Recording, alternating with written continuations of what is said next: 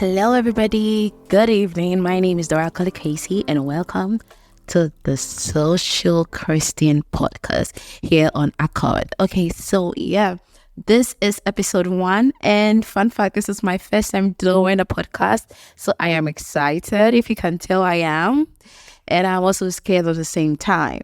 Well, before we get into today's issue, I'm going to be talking about addressing two things in this podcast. The first one being the introduction, because this is our first time and I want to get to know all of you as you get to know me. And then the second one will be the issue of the day, right? Like I said, my name is Dora Casey. Everyone calls me Dora. And I am a recently transitioned Christian. And I say recent because I didn't pick up quite seriously until I got to the university. That was in level 200. And even then, I wasn't so serious till I got to my level 400. So yes, I say recently, I'm pretty new to the whole Christians vibe. I am not a very religious person. I wasn't the religious Christian since I was born. So let me give you a little background on that story. Yes, so I come from a Ghanaian household, and like most Ghanaian Christian household, you are born into the family, and then they take you to church every Sunday. Nobody takes time to explain to you why Christ, why everything, and they leave all of that for Sunday school, which, if I'm being honest, we don't stay there, because I was just like roaming about and everything, and there was times where I was supposed to, pay your friend, and I use the money for you go to something else, ice cream, toffee, the whatnot, and I don't even know, I cannot even recount one memory verse I learned from Sunday school apart from John 10:30. That's I am my father one. But yeah, I believe I wasn't the only one, because I had friends that we were roaming about on church campus, on the church campus every time we went to church. And for me, that was how my Christian journey started. And yeah, it got to a point when I got to my SHS that I was like, no, you know what? This life is all about fun. The whole Christian thing is not so serious, until I picked up God again in what's it called, in uni. And yeah, so here I am. So this podcast is going to be highlighting my journey as a transitioned worldly girl, and I use quote unquote worldly girl, a transition party girl. Some people like to call me slay queen. Well, I still think I'm a slay queen. I still think I slay. Yeah, this podcast is going to be talking about my journey and highlight the journey of a few friends that I have around me who are like me, who's being able to and how we navigate this Christian life, this thing called the Christ life. Yeah, so this is what this podcast is about. Now, today we'll be talking about music. Now, if you're a music lover like me, if you're a party girl like me, if you were a bad girl, really fan like me, you know that music is what gets us through it. It gets us through relationships, it gets us through depression, it gets us through anxiety, it gets us where we want to do, what we do when we are not supposed to be doing. Yeah, all of that. And then it gets us through, lunchtime. It gets us through, having friends, hangout trips, whatever. But yes, so there's been this issue where music, in a sense, we cannot do without it. We can't do it without it if we're as humans, right? And I am like I said, I am a Rihanna fan. And recently, Rihanna performed at the Super Bowl. And y'all all believe me when I tell you that I stayed all night to watch it. And I cried. I was so inspired by her, and she's so not Christian. And I've had instances where people telling me, oh yeah, you need to be careful about what you listen to and be mindful about what you listen to, because most of the things you listen to from your beliefs and philosophies and mix up what you think and your outlook on life, which ideally I think is true.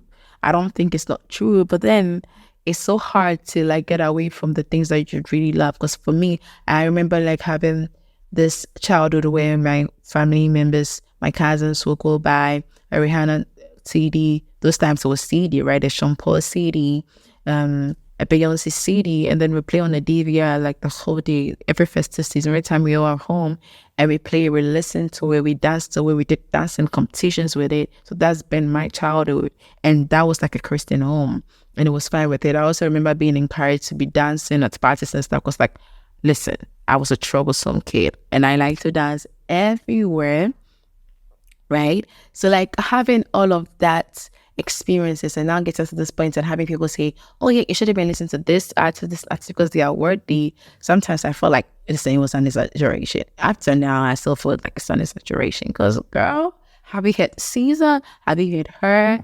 Like, come on.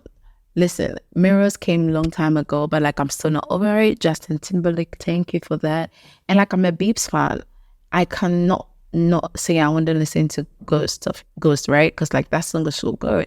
But then at the same time, I think when I came to, fully like say, okay, I'm going to commit to like my spiritual life, all the songs I were listening to were the Maverick City Television, which when as a Ghanaian, you have your tree songs, and it's just the worship part of it, and then the Christian part of it, right? The worship part of it, and then even the praises, it's almost like the same vibe, just with beats. Yeah, so like I wasn't so exposed to so many genres of music when it came to gospel music. And so when it was actually time for, I think, so like I would read, when I want to have fun, I would revert to like Marianne, my Beyonce, like obviously Rita Ora, like the song, oh, I wanna dance with somebody. That's Whitney. I wanna feel the heat with somebody. And yeah, Rita Ora's I'm in love, I'm in love. Your song got me singing like that. Yeah, that song, like I really like. Oh, that song was really crazy. It's really good, right? And like these are songs that like I really enjoy. So like I always revert to that whenever I want to have a good time, whenever I'm going through it, heartbreaks, whenever I have depression, I just want to elevate my spirit. Whenever I want to, sit down, rewind with a glass of wine or any type of alcohol, yes, please, we are trying to stop alcohol because it's not good for our health. But you guys have to believe me when I say, why relax this you? Yeah, but like, yeah, listen, it's not good for your health, so stop. So yeah, like I really wasn't exposed to like a lot of genres. And I remember one time I was having this like church service thing, midweek church service thing. It was prayers. And so I'm part of the University of Reading family, by the way, and we're on Legon campus. So I'm part of the Legon campus branch. We have other branches in UK and US. We have some Kenya, and then we have the Ghanaian branches all across the country as scattered really. And so on the Legon branch, I think that should be like level 300-ish. And we were going to have prayers at the Athletic Oval also. No, I think it has to be the men's suburb field. I don't really know. The Annex field, that big field.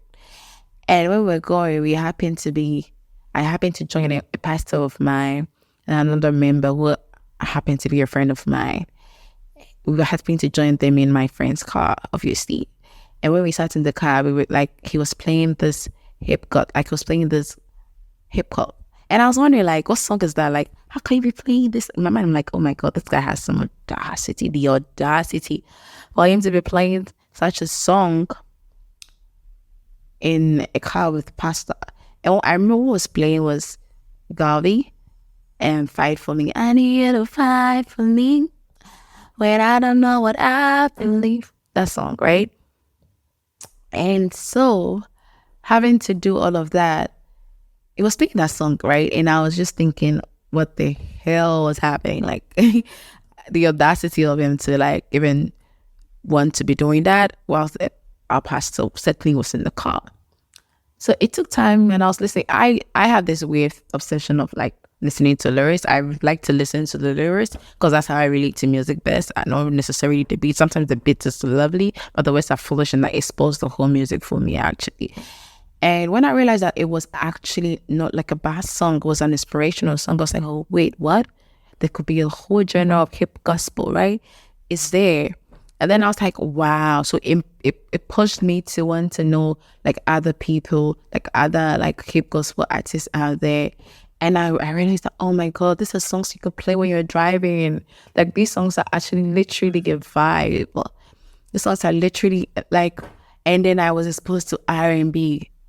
Oh my God, gospel R&B. Hear me out.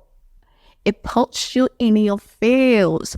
Honestly, if you do not know, like if you've not felt the love of God, those R&B artists know how to put it down when it comes to gospel. Trust me.